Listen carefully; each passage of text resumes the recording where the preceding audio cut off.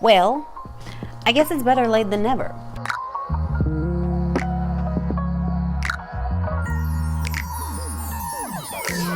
Hello fellow readers and readeresses. Today, in June 2023, we're gonna open the Illumicrate box for April 2023 because I live at the end of the world and it takes forever for things to be delivered where I am. And on top of that, I've already opened this box, so I'll be surprised in no way, shape or form. I have no self-control around boxes, but we can move past that. Without further ado, let's open the Illumicrate box for April 2023.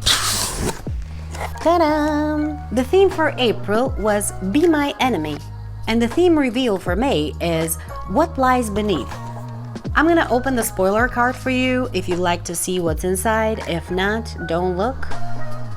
I already know what's inside, but I've been polite enough to forget already. So let's go through the things one by one. The first thing we have is a big one, and I have no idea what it was actually. Oh, yes, I remember. Oh, I love these. This thing is a tumbler, is it called? I think it's called a tumbler with the vermilion bird, and that is actually from Iron Widow, which is a book that I read last year as part of my Our Illumicrate Books Good experiment, and I absolutely hate it. But I think this tumbler is very, very nice. I give this thing 4 orange lately, and I quite like it. I like the phoenix on the front, so I'm gonna use it definitely. But yeah, wasn't a big fan of the book. Still, I think this item is very, very nice. So let's see who made it. The Vermilion Bird Tumbler, designed by Vicky Lester. One of our most popular items, this tumbler inspired by Iron Widow is sure to keep you hydrated in every battle. Well, this is pretty nice. I really, really like it. You can open it here. It's double walled, so there's pretty good insulation. You can put cold stuff, you can put hot stuff here. I already have one from Illumicrate that is blue. I will put the image here if I don't forget.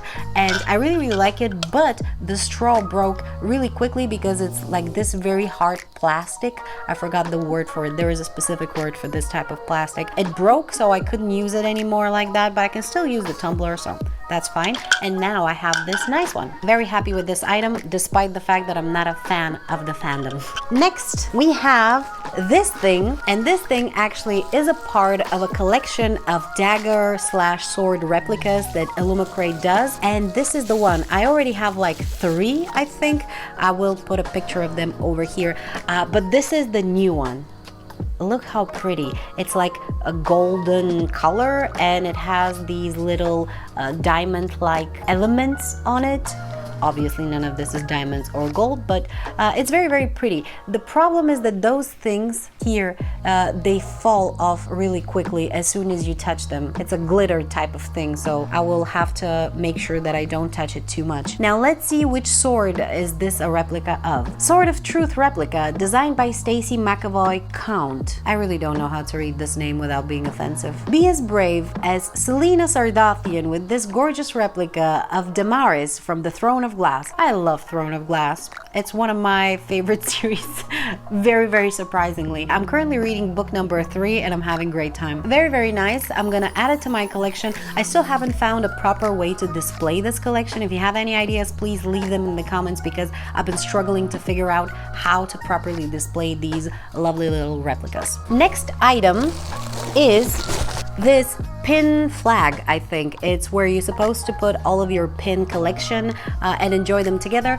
I already have a pin flag, again from Illumicrate. I will put a picture of it over here, and I haven't filled it at all. I have some pins that I haven't put there. They're still in a box somewhere, but I think I should display them. And this one is nice too. I don't necessarily need it, but I still like it. So let's see who made it. Farseer pin banner, designed by Niall Grant. Okay, I am so happy now because I'm a big fan of the Farseer trilogy, and I'm glad that they used this fandom here. Declare allegiance to the Farseer family with this pin banner inspired by The Realm of the Elderlings by Robin Hobb. Very nice.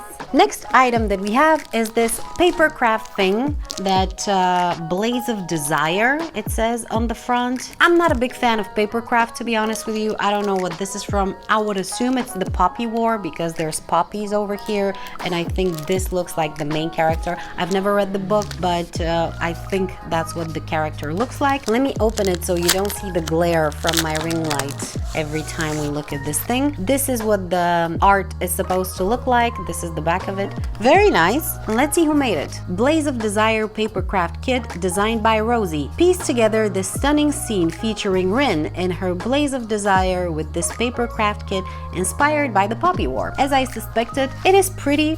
I like it, but again, I'm not a fan of papercraft, so it's probably gonna go to some of my friends. And I think the only thing left to see from this box is the book of the month, and that is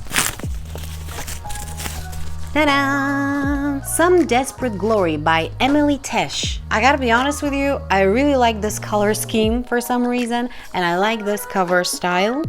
This is our spine. Unfortunately, it's not very easy to see because I have the ring light here, and this is very reflective surface, so you can't probably see it very, very well. We have very nice sprayed edges here.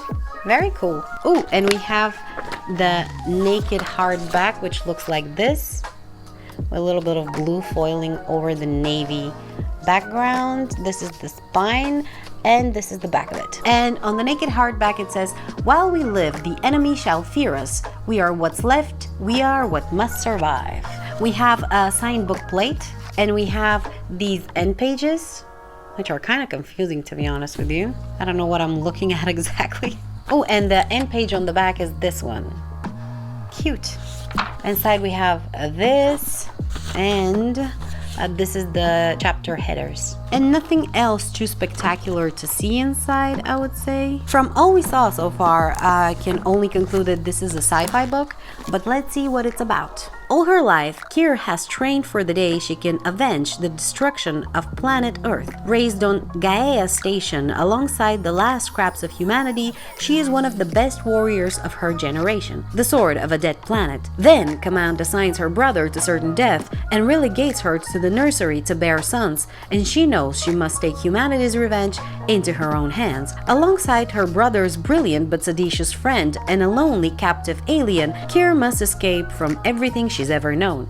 If she succeeds, she will find a universe far more complicated than she was taught and far more wondrous than she could ever imagine. Some Desperate Glory is a thrillingly told science fiction tale about the wreckage of war, the family you find, and who you must become when every choice is stripped from you.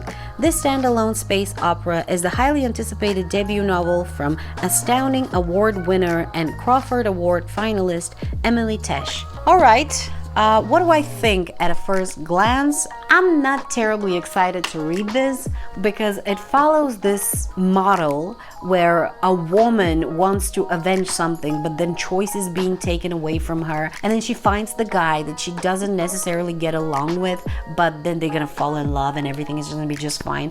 I wish for once they would put a story without romance in it, and a story where the main character is not a victim by default. It's just very frustrating to constantly be reading these synopsises that make every book I pick sound exactly the same as the other. I'm tired of this, okay? I wish that they would follow a different model, and I do understand that there's a lot of books that aren't this way but aren't being picked by publishers, so it's not the author's fault that this is what the publisher wants to pick from her. I'm tired, okay? I haven't even read it yet and I'm already tired, and maybe I will have to eat my words and apologize one day when I read it and it turns out that I'm wrong in my assumptions about this book, but I haven't picked it up yet and I'm already bored, so it is what it is. Pretty book.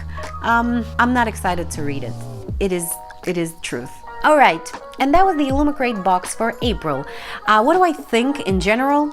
Not terribly excited about any of the things in this box, although I did like the tumbler, even though for the 50th time I'm not a big fan of Iron Widow. When it comes to the book, as I already mentioned, I am not terribly excited to read it, but I probably will as part of a reading experiment, which you should expect to see soon. I hope you enjoyed this video. Please let me know in the comments what your opinion of those items in this book was. I'd be very curious to know whether there's any contrast between your opinion and mine, because it always fascinates me. Thank you so much for watching, and if you'd like to see the rest of my Illumicrate unboxings, you can check out this playlist. Bye!